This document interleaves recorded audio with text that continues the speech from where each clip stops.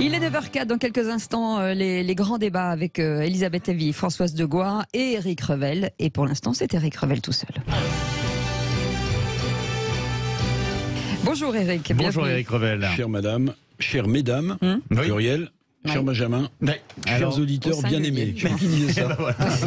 Bien on citronne, non? Non, chers auditeurs bien-aimés. Ouais. Non. Ça sent la lèche. Allez, on y va. Non, je sais plus, il y avait un comique qui... Enfin, je suis pas comique du tout. Bon, on revient à l'actualité, mon cher Éric, puisque là on s'égare. C'est aujourd'hui l'élection pour la prestigieuse présidence de la Commission des Finances à l'Assemblée nationale, et la bataille politique promet d'être âpre parce que les enjeux sont importants. Oui, alors à ma gauche, Éric Coquerel pour la France Insoumise et la NUPES, ancien membre d'ailleurs de la Commission des Finances dans la précédente législature. Bon, voilà, il sait de quoi il parle. Et puis à ma droite, Jean-Philippe Tanguy pour le RN. Lui, il est ESSEC et Sciences Po. C'est un jeune, peut-être bien fait. Alors Coquerel par favori. La majorité ensemble macroniste, vous le savez, Fabien Roussel en parlait, ne prendra pas part au vote, parce que voilà, officiellement pour respecter la tradition républicaine qui veut que cette commission des finances soit présidée par un membre de l'opposition. Et puis du côté des LR, alors là, c'est quand même très compliqué à suivre. Vous vous souvenez que Gérard Larcher, président du Sénat LR, avait expliqué que lui, il voyait bien le RN remporter cette présidence de la commission des finances, mais depuis, disons que le discours des LR est un tout petit peu plus confus, puisque Larcher a expliqué hier sur LCI qu'il ne souhaitait pas que des députés de son camp votent pour un président de la commission des finances qui serait RN. Vous voyez, donc ce serait une bonne chose que ce soit RN, mais à condition que vous ne votiez pas pour lui. Oui. Donc c'est un peu dur à comprendre. Oui.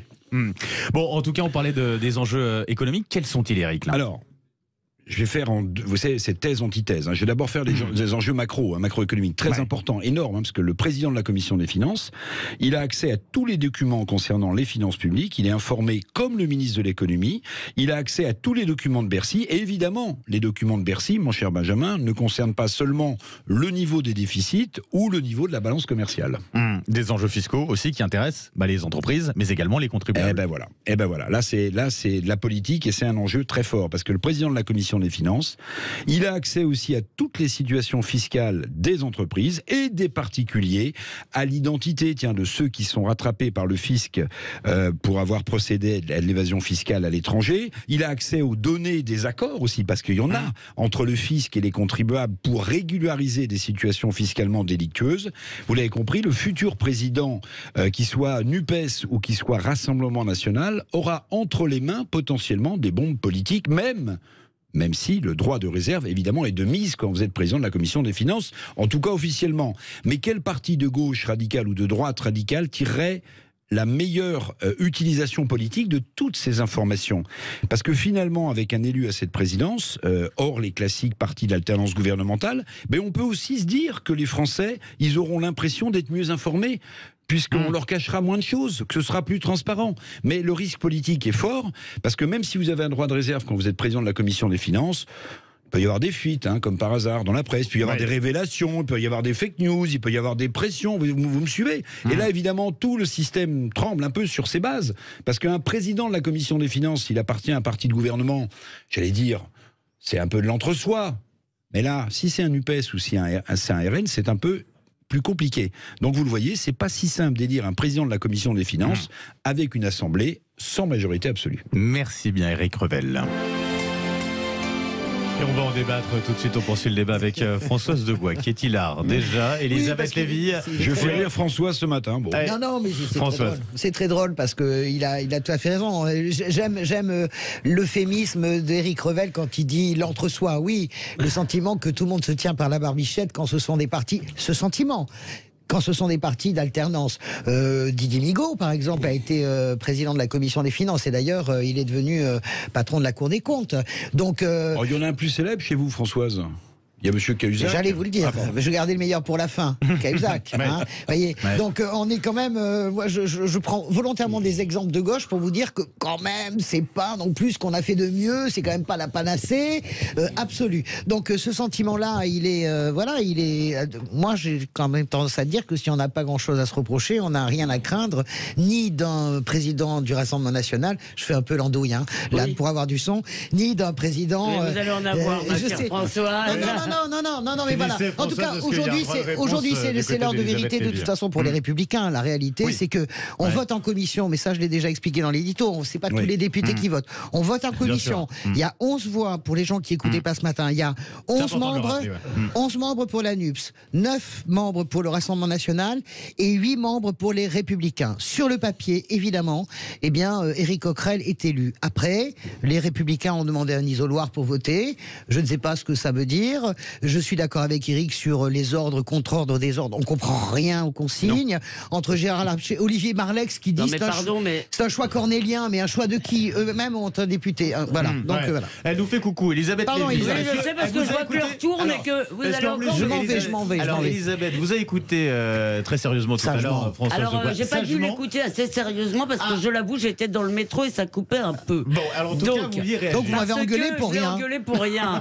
Parce que, non mais si vous voulez, je l'avoue, j'ai beaucoup de mal à comprendre cette discussion sur faut-il élire un RN ou pas, est-ce que ce serait grave, mais on ne nous dit jamais pourquoi.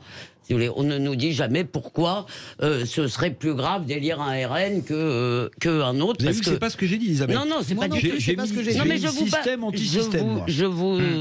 En fait, moi, ce que je crois, c'est que aujourd'hui, en tous les cas, c'est ce que j'ai vu dans la première séance de l'Assemblée, le RN est en train de gagner ses galons de respectabilité. J'ai trouvé qu'il se comportait depuis le début d'une façon très républicaine. Je l'ai dit hier, leur arrivée, j'ai trouvé assez digne, contrastant avec le côté on a gagné un peu débraillé de vos camarades. Oui, Françoise, et je suis désolé. Mais merci. Débraillé, oui, débraillé. Oui. C'est-à-dire, on n'arrive pas à l'Assemblée en chantant sur le mode on a gagné. Mais bon, donc j'ai beaucoup de mal à comprendre, si vous voulez, que la discussion soit encore comme il y a 20 ans, comme si on avait affaire au Front National de Jean-Marie Le Pen. Je suis pas sûr qu'on puisse encore dire que le RN est anti-système, ni LFI. D'ailleurs, ils sont dans le système aujourd'hui. Mais je voulais quand même revenir sur ce que vous avez dit. Moi, je n'aime pas la transparence. Pourquoi? Pas du tout parce qu'on a des choses à cacher ou je ne sais pas quoi, mais vous n'avez d'abord... On ne peut pas exclure les fuites bidons, ce que je disais, comme vous l'avez dit. Non, mais comme vous l'avez dit, et même le fait de jeter en pâture. Vous allez prendre des gros contribuables et dire voilà vraiment. Même si vous ne mentez pas, si vous voulez, ça c'est une façon très démagogique de jouer avec les sentiments là-dessus du peuple, les riches, etc., que je n'aime pas. En plus, ça n'a rien à voir avec la commission des finances, mais Éric Coquerel, c'est quand même l'homme qui a vendu à Mélenchon le tournant islamo-gauchiste. Et ça, je ne suis pas prête de leur pardonner, ni de l'oublier. Bon, si vous voulez. Donc, on va pas repartir là-dessus, parce qu'on a passé en fait toute l'année à débattre. Sur le wokisme. Je voulais juste réagir sur le fait que on pense qu'on veut de passer des accords ou pas avec le RN. Pour moi, je pense que c'est une ligne rouge, mais les gens ont le droit. Pourquoi ? Non, mais parce que je pense que ce n'est pas un parti. Je pense que je connais les racines de ce parti, l'écosystème de ce parti. Vous écoutez le discours du doyen de l'Assemblée qui se demande même quelle est la responsabilité de l'OAS dans les couloirs de l'Assemblée. Voilà, le Rassemblement national est né d'une histoire et cette histoire. Et le Parti communiste aussi. Mais moi, je m'en moque. Je vote pas communiste. Donc c'est pas mon sujet. Le Rassemblement national est né avec une histoire et même si Marine Le Pen est peut-être plus light, en tout cas son écosystème ne l'est pas. Donc ça c'est mon... Mais ce n'est pas ça que j'ai dénoncé ce matin dans mon édito. J'ai pas dénoncé ça. C'est la cohérence macronienne. J'ai compris. Quand on est Emmanuel Macron, qu'on a été élu par 2 fois pour faire barrage au Rassemblement national et que 200 des députés macronistes votent pour offrir des vice-présidences au Rassemblement national, c'est ça qui est cynique au dernier degré. C'est ça qui est honteux. Comment voulez-vous mais on ne peut pas faire ça. Oui, à quel moment il a menti? Non mais attendez. À quel moment il ment? En avril, Marine Le Pen c'était le diable. Mais d'abord, l'incohérence chez Emmanuel Macron, c'est une seconde nature, donc vous avez raison. C'est de la duplicité. Vous avez raison, c'est une seconde nature. Maintenant, que ferait-on si vous voulez, ça fait 15 jours, 3 semaines, je ne sais plus quand étaient les élections, que nous nous réjouissons tous, l'Assemblée reflète la diversité des opinions des Français.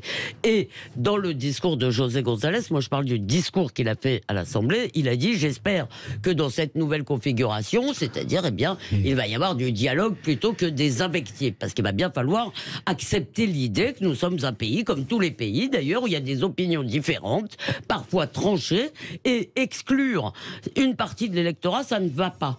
Donc je suis d'accord avec vous sur la cohérence, mais d'un autre côté, qu'aurait-on dit si Emmanuel Macron ne tenait absolument pas compte du vote des Français? Il y a quand même 17% des électeurs qui ont choisi le Elisabeth, juste, moi je vais vous dire, c'est pour moi, c'est un drame absolu, cette façon de faire de la politique du chef de l'État. C'est un drame absolu. Parce que ça remonte pas si loin que ça. Quand il a dit il y a 4 jours à Bruxelles personne, que les partis de gouvernement, c'était tout le monde sauf RN et LFI. Et RN. Et que une grande partie de ces députés votent pour des vice-présidences RN. Mais attendez, mais c'est un drame politique absolu. Non, parce que les Français ont la mémoire courte, mais là, c'est même pas la mémoire courte. Il a dit ça il y a 3 jours. Et concrètement, 2 jours plus tard à l'Assemblée nationale, mais il en fait un parti respectable. Moi, j'ai pas de souci avec ça. Et il fait élire 2 vice-présidents RN. Oui, mais je vous l'avoue, moi, ce qui m'a horriblement choqué, moi, ce qui m'a atrocement... comme ça. Voilà. Puis Françoise de Gaulle. Elisabeth Lavie, c'est joli aussi. Lévy, c'est beau, mais Lavie. Elisabeth Lovely. Oh, merci. Ce qui m'a beaucoup choqué, ce sont les propos d'Emmanuel Macron à Bruxelles décernant des brevets de partis de gouvernement. Non, mais sur la cohérence, je suis complètement d'accord avec vous. Mais comme en même temps, moi, je ne crois plus un mot de ce que dit Emmanuel Macron à cause de ça, je dois vous le dire. Et ça, c'est un véritable problème. Voilà. C'est le problème, c'est qui peut croire maintenant ce président. Et si on remonte à il y a 2 mois, Marine Le Pen, c'était le diable, c'était l'extinction quasiment de la France, c'était l'effondrement, elle était raciste. Et en fait, Richard Ferrand disait, nous avons des convergences avec Jean-Luc Mélenchon.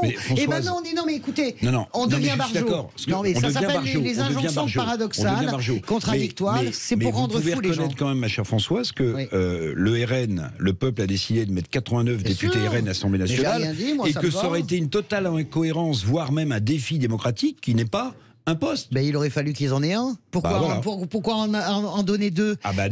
Demandez Emmanuel Macron. Ça aurait été dingue. Moi, j'ai envie de vous demander, mes amis, vous êtes certainement mieux informés. Il y a un deal derrière. Quel est le deal? Non, honnêtement. Le deal, quel est le deal? C'est la question que je me suis posée. Le deal, ça va être un certain nombre de lois, de les durcir sur la sécurité. Vous savez, Emmanuel Macron pense que de toute façon, il est entouré de crétins, d'incompétents, et que tout procède de lui, et que de toute façon, il va rouler tout le monde dans la farine, et qu'à la fin, il gagnera. Est-ce qu'il veut bloquer davantage peut-être la NUPES vis-à-vis du Parlement que le RN? Je pense que c'est ça. Acte 1, on isole la gauche, l'ensemble de la gauche, les 150, et c'est fait, même si la NUPES a obtenu 2 vice-présidences. On l'isole, ok. Et puis après, on s'occupera du Rassemblement national. C'est ça l'idée. Vous savez, c'est ce que disait Henri Queuille, le petit père Queuille, qui était le roi du radical socialisme, le roi de l'embrouille et de la difficulté. Il disait, quand tout est compliqué, embrouillez tout. Voilà. Et là, c'est exactement ce que fait Madame Macron. Et aussi, ma chère Françoise, il n'y a pas de problème. Il n'y a pas de problème qui ne soit pas résolu par une absence de solution. C'était la règle de Queuille. Alors ça, souvent, on rigolait parce qu'il était corrézien. On comparait François Hollande à Queuille. Mais je crois que Emmanuel Macron, aujourd'hui, pratique absolument l'adage de Queuille. Quand tout est compliqué, embrouillez tout. Mais par contre, j'ai une autre question. Alors, rapidement. Très rapidement. C'est qu'on ne comprend pas pourquoi. Très rapidement aussi. On ne comprend pas pourquoi la NUPES n'a pas voulu présenter Valérie Rabault. Excusez-moi. Elle est vice-présidente, première vice-présidente de l'Assemblée, c'est encore plus prestigieux. C'est plus prestigieux. Mais c'était, bien sûr, c'était ça le deal qu'il y avait derrière. On ne pouvait pas trop en parler, mais c'était ça. Elle est première vice-présidente de l'Assemblée, c'est plus qu'une réparation. C'est très précis. On va terminer avec vous. Parce que la normalisation du Rassemblement national, c'est pas un jugement de valeur, c'est un constat. Avec 2 vice-présidences, c'est vrai que là, il y a une vraie normalisation politique. Et c'est une force politique. Mais vous savez, Françoise, quand le petit député, il est petit par la taille, pas par le talent sans doute, Louis Boyard, refuse de serrer la main à un député Rassemblement national, je vais vous dire, pour moi, au-delà de ce qu'on pense, c'est une erreur politique. Pourquoi ? Parce que le geste républicain, c'est de serrer la main, et le geste anti-républicain, c'est de la refuser, cette main. Et du coup, la NUPES se met dans un corner, et elle offre sur un plateau un espèce de brevet de républicanisme avec une main. Je le comprends. Vous êtes d'accord ou pas ? Non, pas du tout. Enfin, j'entends ce que vous dites sur l'analyse. Ouais. Je comprends aussi que la jeunesse a des idéaux. Louis Bouillard, il a la pandémie antiraciste. Mais non, mais il a 22 ans. Quand il en aura 40, il parlera pas. Alors à ce moment-là, t'es pas député quand t'es pas capable. Quand t'es pas capable. Mais quand t'es pas capable de comprendre ça. Non. L'excuse de la jeunesse, ça va bien. C'est pas une excuse de la jeunesse, c'est qu'il a des idéaux. La jeunesse emmerde encore le Front National. c'est ça. Donc, il a des Elisabeth, idéaux qui consistent à montrer sa belle âme. Excusez-moi, bonjour. On aura compris. Tout se passait bien, maintenant on s'engueule. Bah oui, mais bon, forcément, ça termine toujours comme ça. Voilà. Bah oui, mais ça peut pas être autrement. En tout cas, c'est un plaisir pour ce débat de vous avoir. On remercie Françoise Degois qui était avec nous ce matin sur Sud Radio. Depuis Ciao très tôt. Françoise. Et puis on poursuit les débats dans un instant avec Elisabeth Lévy, Éric Revel, et on parlera de l'affaire Damien Abad. À tout de suite sur Sud Radio. Le Grand Matin Sud Radio, 7h-10h, Benjamin Glaise, Cécile de Ménibus. Il est 9h21. Dans quelques instants, on reviendra sur les incendies dans les Pyrénées-Orientales. Vous savez, le feu qui continue de gagner du terrain avec le maire de la commune d'Opoul-Périllos qui sera avec nous, Patrick Sarda. En attendant, 0826 300 300. Des appels au standard ce matin. Allô, bonjour. Ouais, Chantal qui est avec nous, qui nous appelle depuis Narbonne. Bonjour Chantal. Bonjour Chantal. Bonjour à tous. Bonjour. Et bienvenue sur Sud Radio. Vous vouliez parler justement de cette affaire Damien Abad, le ministre des Solidarités, puisque cette enquête pour tentative de viol a été ouverte donc par le parquet de Paris. On l'a appris hier soir. Vous vouliez réagir à ce sujet?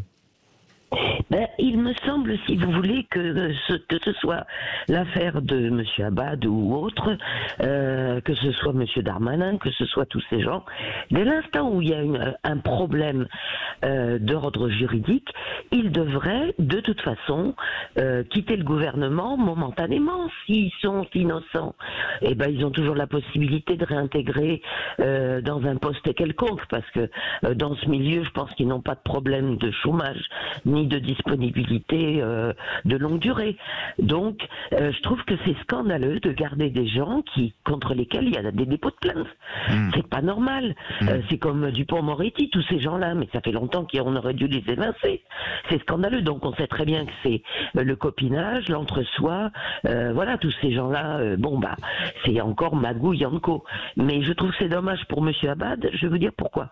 Parce que je pense que c'était quelqu'un d'important à être nommé là où il était, parce que le domaine des handicapés est souvent négligé, et que d'avoir ce monsieur qui donc malheureusement connaît bien le problème, ça aurait été une bonne chose. Bon, maintenant, s'il a des casseroles, attendez, on a des gouvernements qui sont de plus en plus pourris, avec des gens qui n'ont aucun sens de la justice, aucun sens du respect, de la moralité. Faut arrêter, quoi. On est dans un... Chantal, merci. On va faire réagir justement nos éditorialistes. Alors, de plus en plus pourris, je ne sais pas. C'est surtout qu'il y a de plus en plus de choses qui sortent. Il y a de plus en plus de transparence aussi. Il y a les réseaux sociaux qui jouent leur rôle aussi, peut-être également. Et il y a un moment, on a des sujets qui étaient tabous, dont on ne parlait pas peut-être à l'époque. Elisabeth Lévy, ça vous fait réagir? Pardon, chère Chantal, je ne suis pas du tout d'accord avec vous, parce que je pense que si on adopte ce principe que dès que quelqu'un a une plainte, il doit être viré, on ouvre une boîte de Pandore terrible, parce qu'il suffira tout simplement, pour faire tomber un adversaire politique, de lui envoyer des plaintes. Et on sait très bien qu'en matière sexuelle, c'est très facile. Moi, je peux demain aller dire que j'ai rencontré X, Y ou Z et qu'il a essayé de, si vous voulez, et déposer une plainte. Comme c'est toujours sans preuve au départ. Après, il y a la justice travaille, la police travaille, mais au départ, il n'y a pas de preuve. Donc, je trouve qu'au contraire, nous devons... Tout le monde se félicite depuis hier. Nous sommes un magnifique état de droit face à la barbarie. Eh bien, pour moi, renvoyer des gens présumés innocents, ça c'est très important, parce que des plaintes sont déposées contre eux, c'est une forme de barbarie, une forme de totalitarisme. En revanche, je pense que ce qui est problématique dans notre pays, c'est que quand quelqu'un est incompétent, il reste à son poste. Et là, vous avez cité Monsieur Dupond-Moretti, c'est pas à cause des plaintes de la plainte contre lui que je pense qu'il aurait dû être renvoyé. C'est pour son incompétence totale au ministère de la Justice. Chantal, en tout cas, on va faire réagir aussi Éric Revel par rapport à ce que vous disiez, vous, votre avis par rapport à cette affaire Damien Abad, quand on sait aussi les propos d'Elisabeth Borne, qui avait dit le 22 juin, voilà, elle s'est piégée un peu elle-même, bien sûr, elle s'est piégée un peu elle-même. Alors peut-être que le ministre lui a juré dur comme fer qu'il ne pouvait pas y avoir de plainte puisqu'il n'y avait pas de fait avéré vu de son point de vue. Bon, voilà, maintenant, moi je suis un peu plus mesuré mesuré qu'Elisabeth sur le sujet. Je comprends la position, et c'est vrai qu'on peut très bien faire tomber un adversaire politique, voilà, même si vous êtes condamné après pour faux témoignage, mais le mal est fait.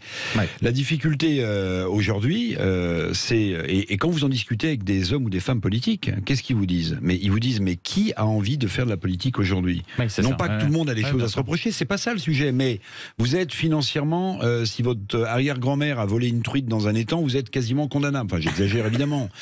Si vous avez eu un comportement hors contexte, qui ne se fait pas, mais hors contexte, hors nouvelle époque autour de la protection des femmes et des gens fragiles, vous êtes condamnable. Donc, déjà, que vous dites, les hommes et les femmes politiques, ils vous disent, mais non seulement c'est des jobs, en fait, assez terrifiants, qui ne sont pas super bien payés en dépit de ce que pensent les gens. Hein. Attendez, c'est très important de rappeler cela. Mais oui, Eric. vous gagnez mieux votre vie, et puis vous avez... Depuis l'affaire Cahuzac, sur la transparence financière, en fait, on découpe votre vie au scalpel. Bon, bah voilà. Et je vais vous dire, on va pas donner les noms, mais il y a plein de candidats peut-être très valables qui auraient pu se présenter à l'élection présidentielle et qui ne l'ont pas fait. Non pas parce qu'ils ont des tonnes de choses à se reprocher, mais parce qu'ils n'avaient pas envie qu'on déballe leur vie, leurs attitudes. Bon, voilà. Donc en fait, tout ce système décourage aussi, les femmes et les hommes politiques à se lancer dans ce qui devrait être une mission forte de faire vivre la démocratie. Je vous rappelle juste quand même l'affaire rocambolesque de la secrétaire d'État dont je me rappelle plus le nom. À la francophonie. La francophonie. Si vous voulez, là, on tombe de sa chaise. C'est-à-dire quelqu'un qui a eu mal pendant un examen gynécologique et qui maintenant l'accuse de viol. Ouais. Je veux dire, on est chez les cinglés. Après, on n'a pas tous les éléments. On n'a pas tous les éléments. C'est ça le problème. Mais vous voyez comment on jette l'opprobre sur des gens. Donc pourquoi est-ce que vous voulez faire de la politique en fait quand vous voyez tout ça ? Mais c'est la grande question effectivement que se posent sans doute beaucoup de gens qui veulent s'engager effectivement. Un grand merci Éric Revel, merci à vous Elisabeth Lévy d'avoir été avec nous pour ces grands débats. Merci Elisabeth. Matin, très bonne journée à vous.